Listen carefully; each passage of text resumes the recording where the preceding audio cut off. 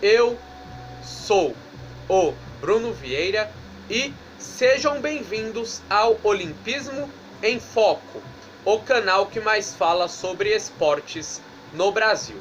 Neste vídeo, pessoal, eu irei falar sobre o último dia da primeira fase da Copa do Mundo de Basquete e, se possível, fique até o final do vídeo, porque lá no final eu irei explicar os caminhos do Brasil na próxima fase da competição. Começando pelo grupo E. No grupo E tivemos a zebra do dia. A República Tcheca despachou a Turquia.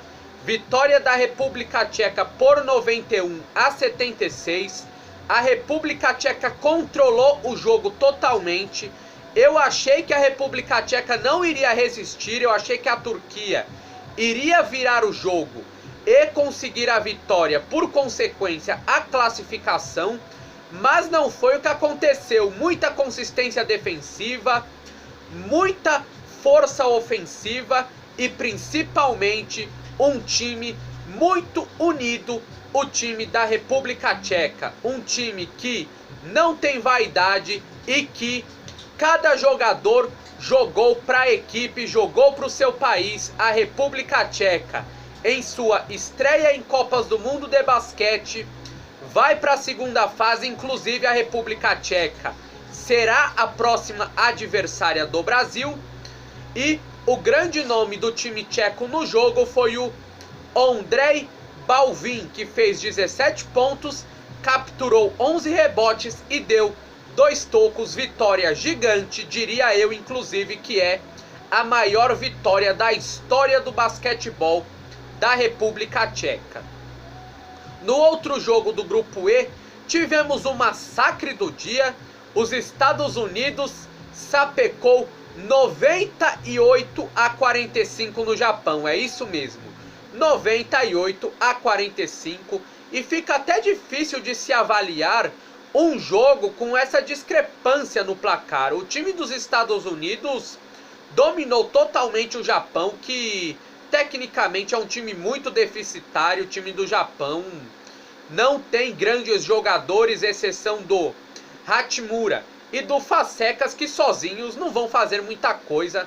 É um time que ano que vem, nos Jogos Olímpicos em casa, vai ter que fazer muito esforço se não quiser fazer feio diante de sua torcida. E óbvio, a FIBA vai dar seu jeitinho aí pro Japão tentar ultrapassar a primeira fase nos Jogos Olímpicos, mas esse Mundial mostrou um Japão muito limitado tecnicamente, que não deve fazer muita coisa no que vem em Tóquio. O grande nome desse jogo foi o Jaylen Brown, com 20 pontos, 7 rebotes e 2 roubadas de bola.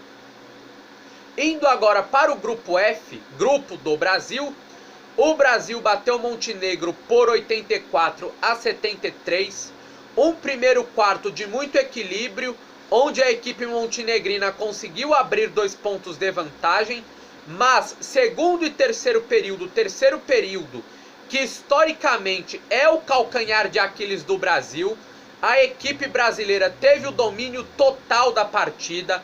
Montenegro não conseguiu jogar, o Brasil chegou inclusive a abrir uma vantagem enorme. O time montenegrino teve muita dificuldade para criar alguma coisa. Montenegro é um time muito limitado tecnicamente, é um time que, tirando o Vukcevic, não tem grandes nomes. Talvez o armador norte-americano, que mata uma bola de 3 ou outra, mas no geral é um time que deve ir muito no que diz respeito à parte técnica.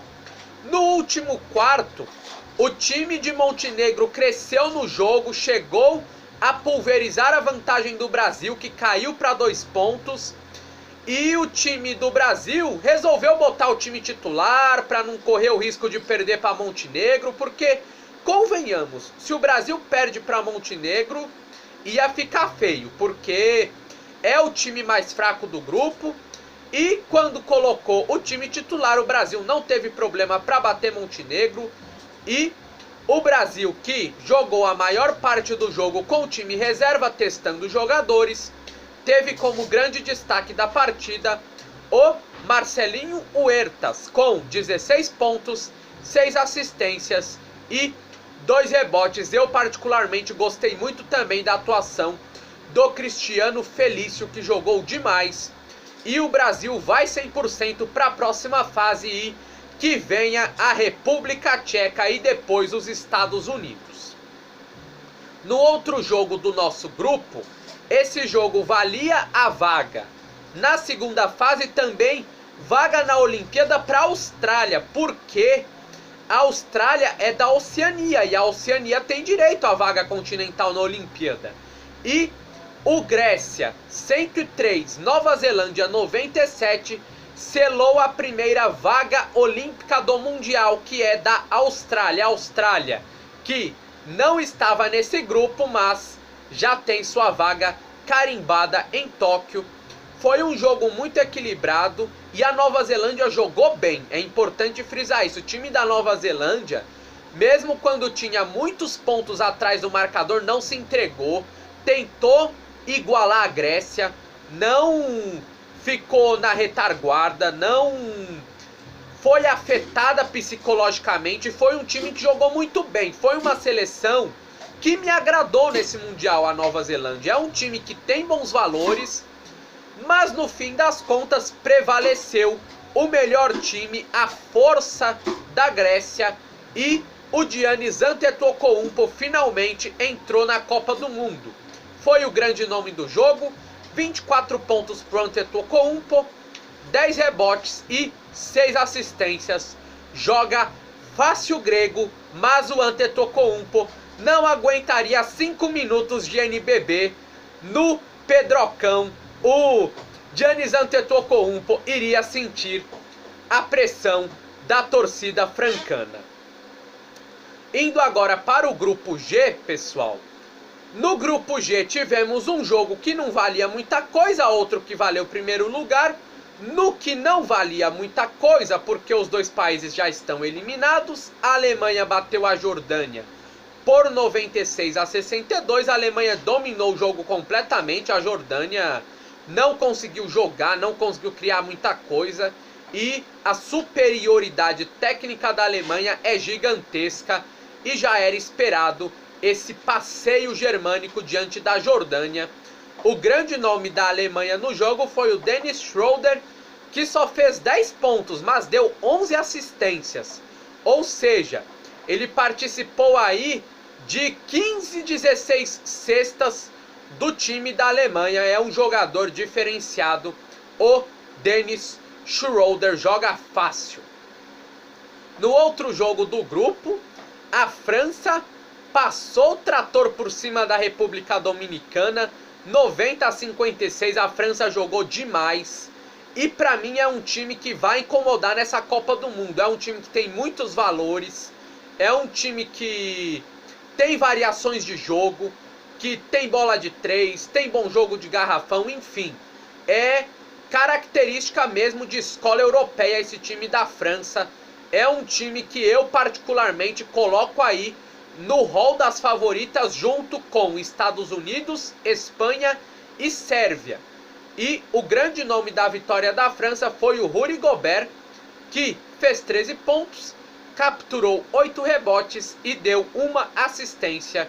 Uma vitória gigante da França, que pegou adversários fracos na primeira fase, mas mostrou porque era melhor na bola. Não ficou de conversinha aí, não jogou desrespeitando o adversário. Fez cesta atrás de cesta e é isso que eu gosto. Esse Mundial de Basquete está sendo assim. Os times mais fortes estão empilhando cesta nos times mais fracos. A melhor forma de você respeitar um adversário é defender bem e no ataque botar a bola pra dentro.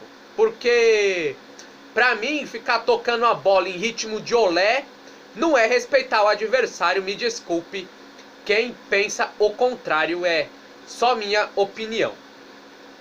Indo agora para o grupo H, exemplo do grupo G, um jogo não valeu muita coisa e o outro valeu o primeiro lugar de grupo. No jogo que não valeu muita coisa, Canadá 82, Senegal 60, o Canadá confirmou a vitória sem muito esforço.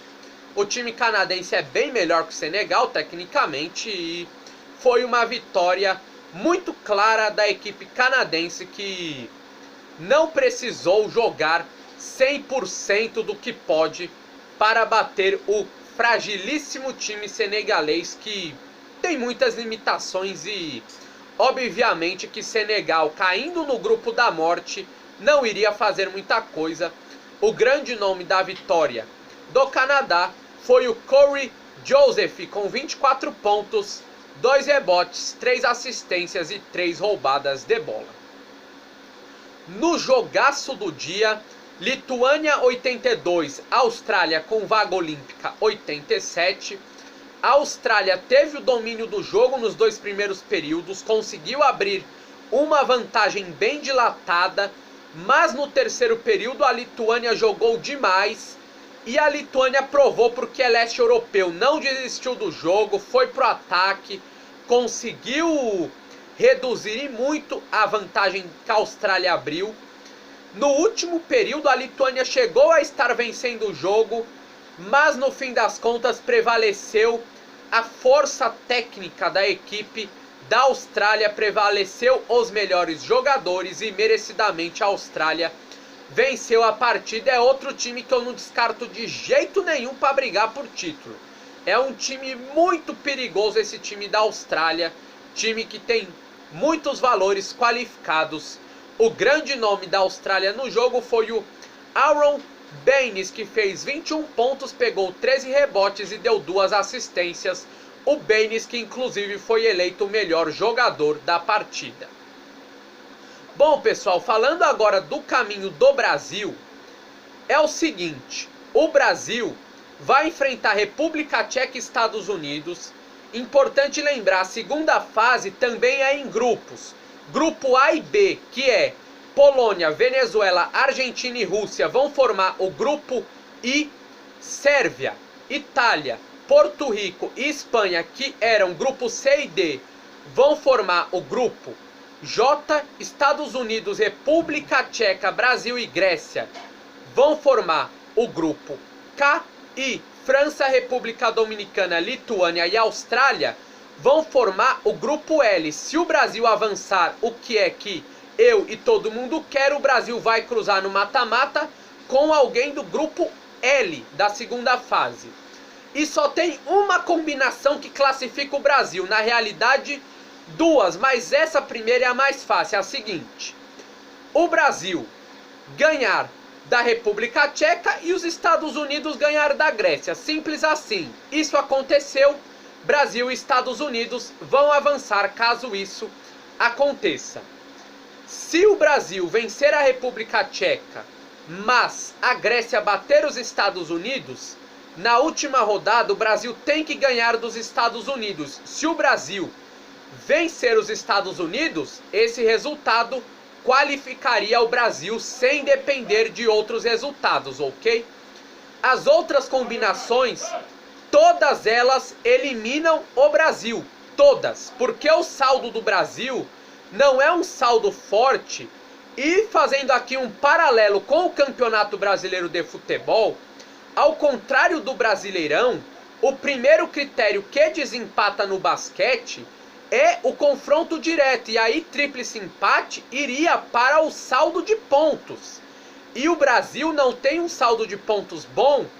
E observação, o Brasil ganhou da Grécia por 1 ponto, ou seja, esse 1 ponto não faria muita diferença, porque aí os Estados Unidos provavelmente faria muito mais cesta na gente e a Grécia também abriria uma vantagem mais dilatada no time dos Estados Unidos. Então, o caminho para o Brasil é vencer a República Tcheca de qualquer jeito. E na boa, o Brasil tem obrigação de ganhar da República Tcheca. O time do Brasil é bem melhor que o time da República Tcheca. E os Estados Unidos devem ganhar da Grécia. E imagino eu que Brasil e Estados Unidos vão avançar nesse grupo, sem dúvida nenhuma.